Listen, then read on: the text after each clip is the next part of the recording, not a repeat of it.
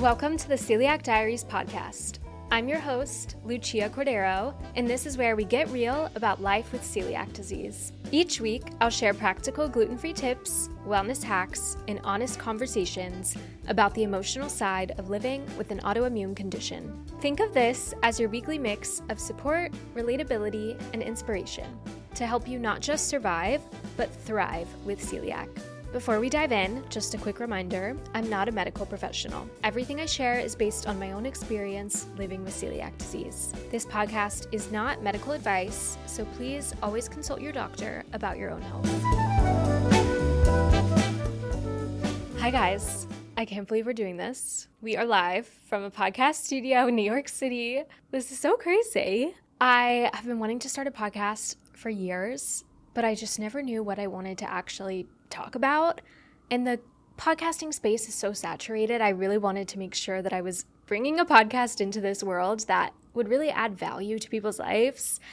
And something just clicked for me recently, and I decided it's time to start a podcast all about celiac disease, and that's what we're doing. So without further ado, let's get into the first episode. So in today's episode, I really just wanted to take the time to introduce myself to you guys.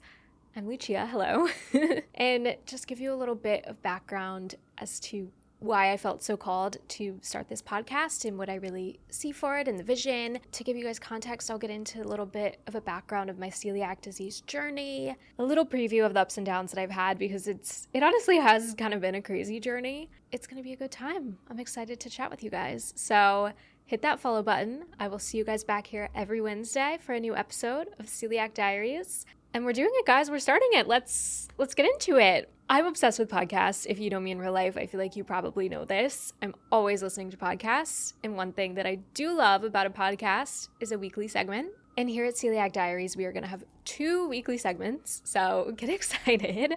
First up, we have news of the week. So every week, I'm going to share a celiac or gluten-free update in the news just to keep us all up to date. It could be something fun, maybe something more research-focused. It really just depends what's going on. So we're going to kick things off with our very first news of the week. So exciting. All right, today's story. Starbucks says it's doubling down on gluten-free food. The CEO says gluten-free menu items are in development. According to Forbes, this comes as the gluten-free food market is booming, with 1 in 10 millennials saying they follow a gluten-free diet. Okay, wow. So this is exciting. I remember back in 2017 when Starbucks had their gluten-free breakfast sandwich on the menu, and I kid you not, I feel like I had that sandwich every single day, especially freshman fall of college. I was obsessed. So major. I hope that is what they mean when they say gluten-free options are going to be coming back to the menu. Although I do have a bone to pick with Starbucks about this, because the egg bites are technically gluten-free if you look at the ingredients list. At least some of them are. And I'm such an egg bites stan. I love the egg bites. I know that might be a hot take, but I haven't been able to eat them for years because Starbucks cannot guarantee that there's no cross-contamination risk. So I personally would be a bit more excited about this announcement if I knew that these products were actually going to be celiac safe. I think this is great for people that have gluten intolerances and don't need to worry about cross-contamination, but I'm a little wary of Starbucks preparation practices, and I just don't know if I'll trust the cross-contamination on these. So along with these gluten-free product updates, I would love to see Starbucks come out with a celiac button available when you're ordering on the mobile app that you could press or mark or even just notate that you have an allergy when you're ordering something. They could guarantee that your menu item will be prepared without cross-contamination, because for celiacs, we honestly really don't need a gluten-free bread option. Really what we need is guarantee that the food that's naturally gluten-free won't be exposed to cross-contamination. That's personally what I am campaigning for at Starbucks, if you're listening to this. So let me know what you think, what your wish list is for Starbucks. I think this is exciting news, but we're going to take this with a grain of salt, because I'm not entirely confident that these new gluten-free menu items at Starbucks will actually be celiac safe. But we shall see. Starbucks, it's your move. All right, now it's time for the next weekly segment. We have our gluten-free favorite of the week.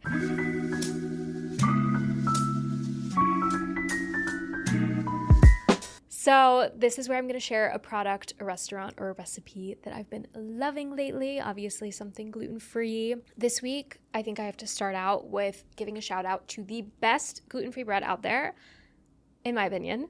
It's the Carbonut branded bread. They have a gluten-free line. Specifically, I love the seeded flavor. I meant to bring, if you're watching on YouTube, I meant to bring a loaf to show you guys on video, but I'll pop it up onto the screen. Rookie mistake for my first podcast recording. It's taken me years to find this gluten-free bread, but I'm obsessed with it.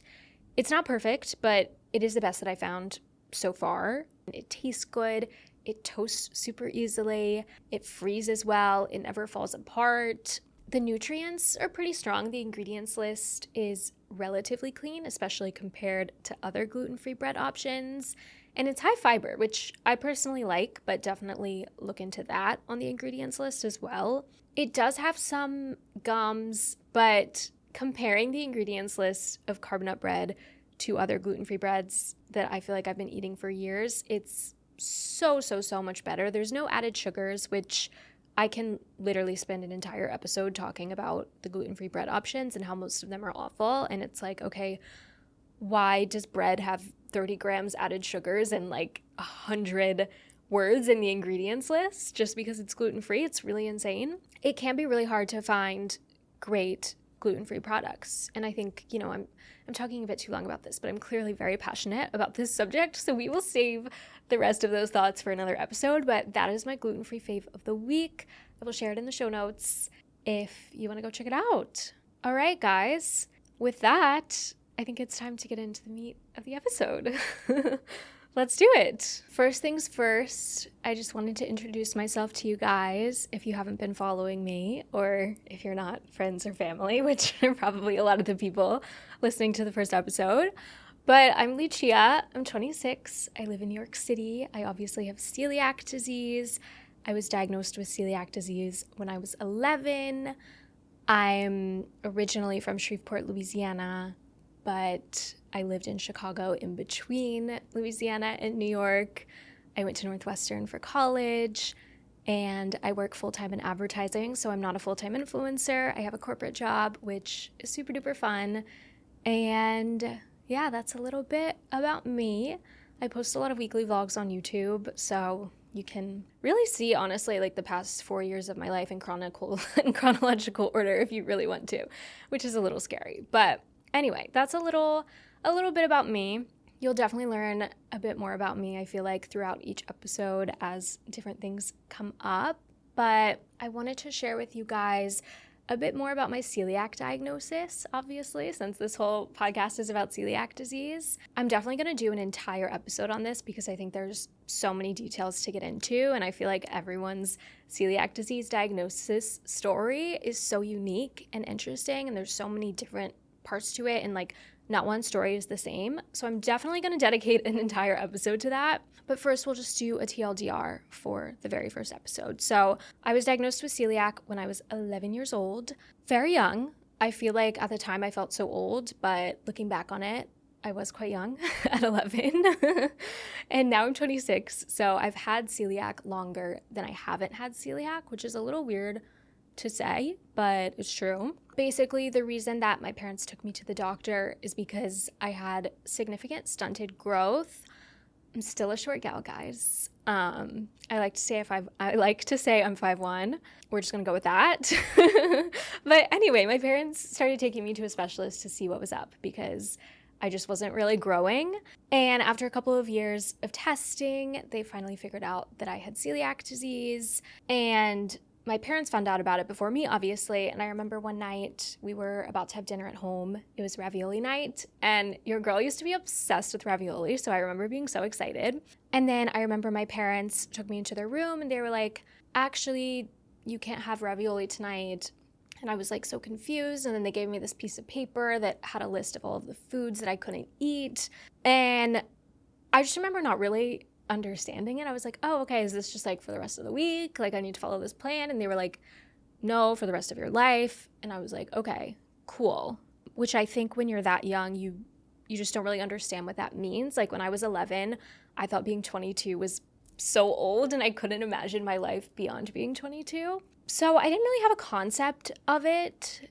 And I was just a kid. I felt super invincible and wasn't really focused on, worrying about managing chronic health issues or the implications that could have later on in life. I was just kind of wanting to, go to school and hang out with my friends and do all my fun like sports and activities and theater stuff. So I didn't really do much research on it personally as a kid. My parents really did all of that. I mean, at 11 and in middle school, I wasn't cooking my own meals. So like my mom would manage all of that stuff and everything. So I never really did much research on it when I was first diagnosed. I was just kind of like, okay, like I'll just, eat these different products that my mom makes me that kind of taste a little weird and different, but I also didn't have such a sophisticated palate at 11. So actually like eating different things didn't super bother me. The only time it bothered me was if I was at a birthday party and I couldn't have birthday cake.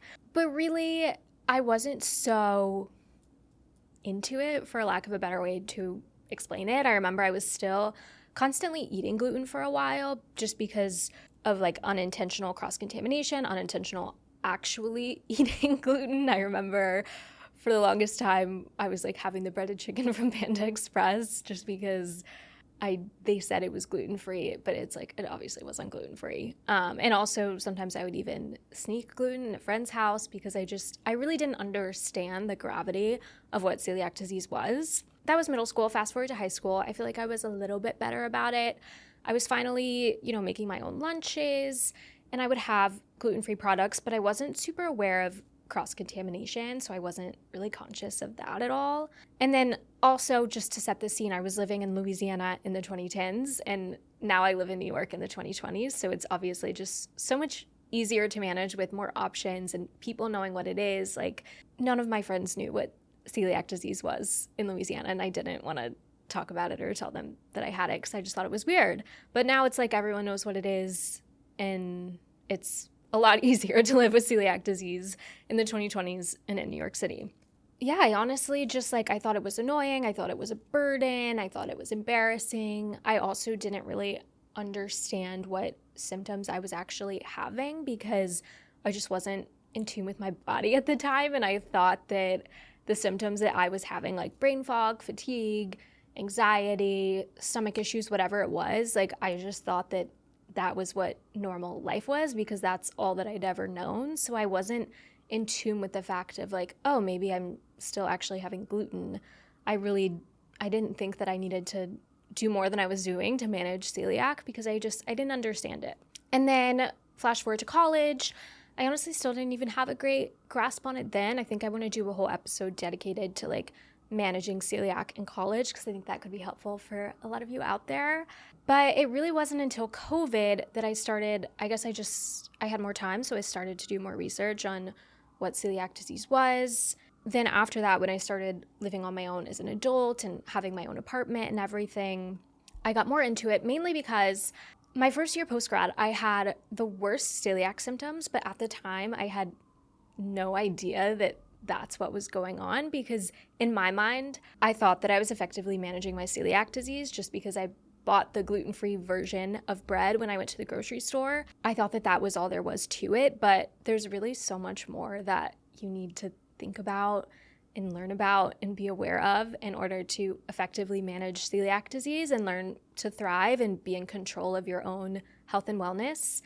And I just didn't realize that. So it really took me a good 11 years after being diagnosed to fully grasp and understand what celiac disease was, what I needed to be doing on a monthly, yearly, even daily basis to manage it, and figure out how to not just survive with celiac disease, but really thrive in my life and just feel in control of my health because it's so important. And I was actually just talking to a coworker about this the other day, who I just found out also has celiac, and she was also diagnosed when she was 11. And she was saying she had the same experience because being diagnosed as a kid, you're not really learning about it for yourself because you're a kid. You're not, managing your life at that point. And she had the same experience of when she went to college and when she started living on her own, that she really had to relearn what celiac disease was and everything she had to do. So I think this is a pretty common experience for people that are diagnosed when they're kids.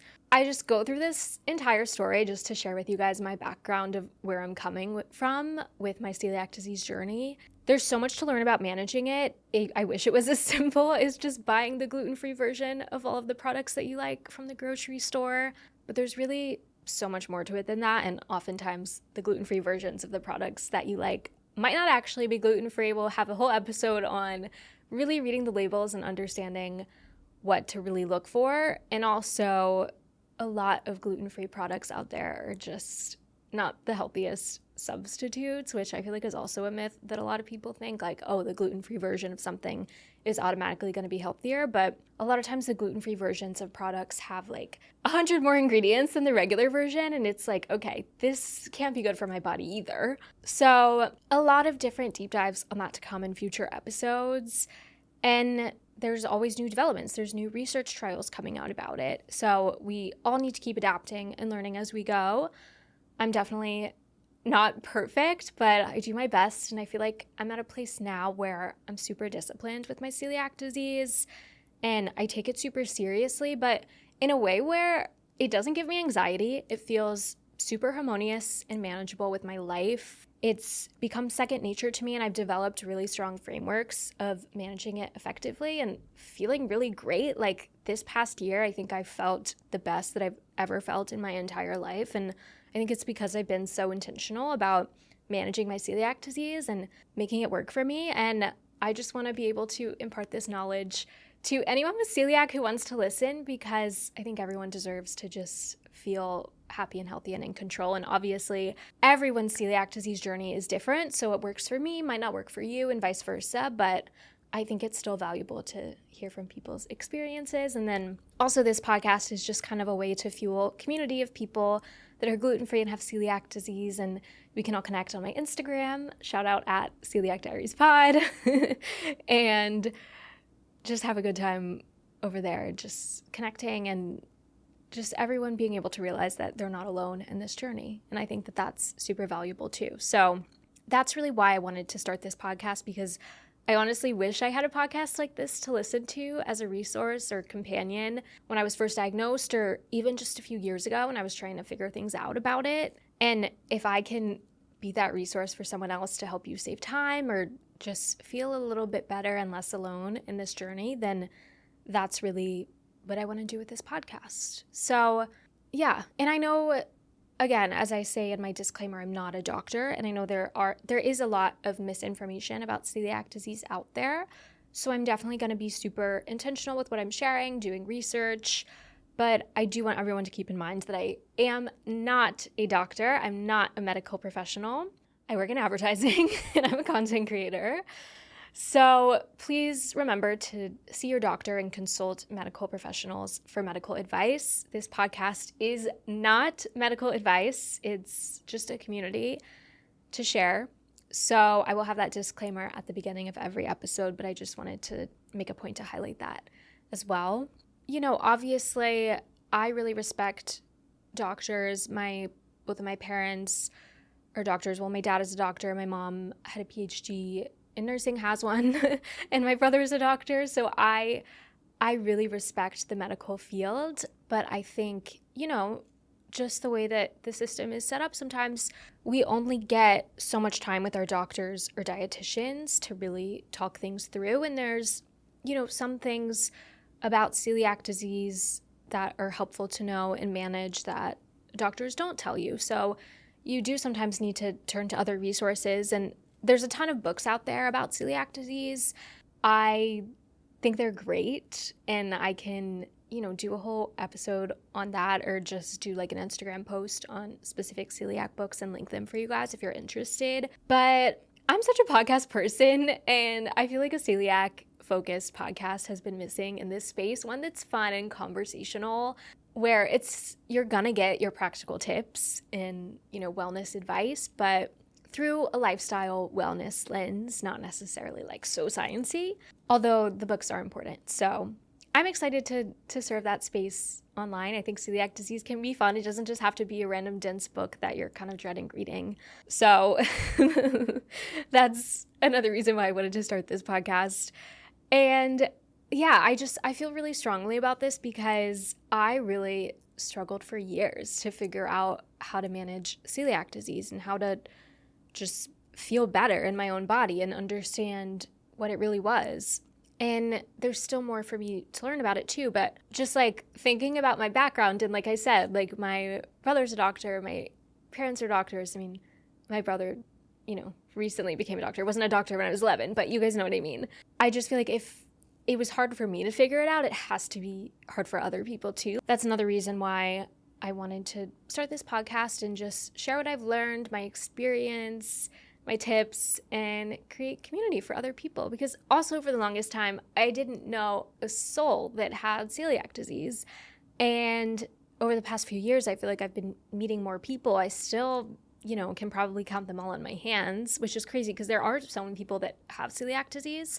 And I'm meeting more and more people every day. And I know people continue to be diagnosed, but it really does help when you just have the camaraderie of knowing someone else that's going through the same thing. You can share products and just, talk about things. So we are all in this together. That's the full rundown of why I really wanted to start this podcast and why I'm so excited about it. I also really want to have guest episodes. So if you have anyone that you think would want to come on, that you can connect me with, let me know. I think like influencers that have celiac disease to share their diagnosis story. I was just at a brand event the other week and I connected with a farmer that had celiac disease, which would be cool. Like people from all walks of life to share their journey with celiac disease, because I have a very specific journey with it. I know there's people that are diagnosed as adults. So having them come on and share their story, I think would be really valuable. Obviously, I want to have on doctors and dietitians, certified experts that can really give us more insights. That's what's coming. I'm really excited for this new era with my content creation. For the longest time, I really was so hesitant to be known as the celiac girl on social media.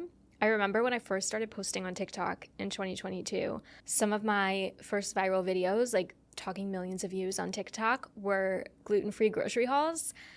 And I remember being so annoyed that that's what went viral, because I was like, I don't want to be known as a gluten-free celiac girl. Like, I just want to be me.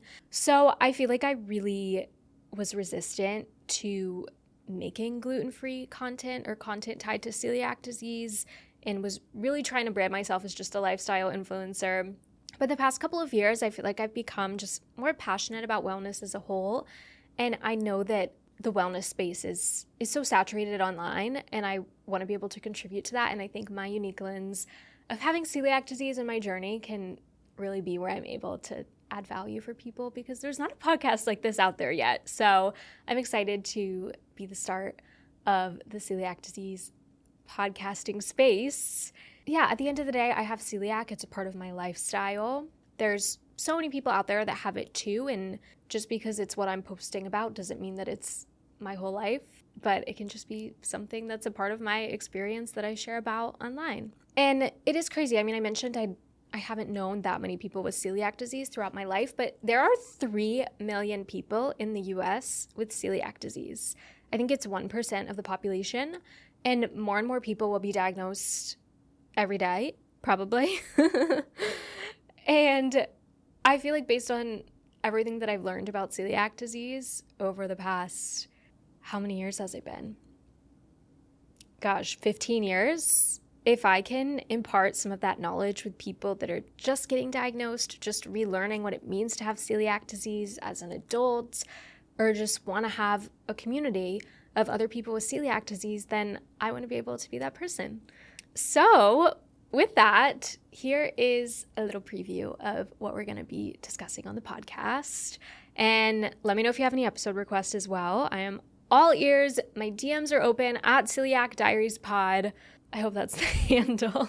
Guys, I just made the Instagram account, but everything will be linked in the show notes. So for my first few episodes, I want to just start out kind of general. I want to have an episode that's fully dedicated to my full celiac disease diagnosis story. And then I want to have a Gluten-Free 101 diet deep dive, sharing everything that I've learned about eating gluten-free for the past 15 years. Other fun episode ideas that I have are how I use ChatGPT to make living with celiac disease easier, the truth about gluten-free substitutes. I was kind of talking about this earlier. Are oats really gluten-free? Guys, I seriously could talk for 3 hours about oats. I have such a bone to pick with oats. Alcohol and celiac disease and anxiety, why they're connected, and how I've coped with it, how to eat at restaurants with celiac, cross-contamination. And then I also think it'd be so fun to answer listeners' questions and share y'all's stories. If you want to submit your own stories, I might have little fun polls to ask you on my Instagram, another reason to give it a follow. And I'll definitely have Q&As, and I can answer some of y'all's questions and touch base with you there. But always feel free to DM me and let me know what you think of all of those ideas. And if you have any other requests. Yeah, guys, I'm so excited for this podcast. I will see you all next week. I really appreciate you guys listening to my very first episode. This is so special and exciting for me. So I really thank you guys so much. If you made it all the way to the end, it means the world. If you did, please give my podcast a follow. It's available everywhere you listen to podcasts. I also have video if you haven't been watching the video this whole time. So check out the Celiac Diaries podcast channel on YouTube if you want to watch on video, and subscribe over there. I really appreciate the support, you guys. Be sure to share this episode with a gluten-free or celiac friend and leave a great 5-star review. And I will talk to you guys soon. Bye. Thanks for listening to this week's episode of the Celiac Diaries Podcast. I hope you're leaving with a tip, a story, or just a little inspiration to live your best life with celiac. If you enjoyed today's episode, be sure to follow the show, share it with a friend, or leave a review. I'll see you back here next Wednesday. And until then, stay well.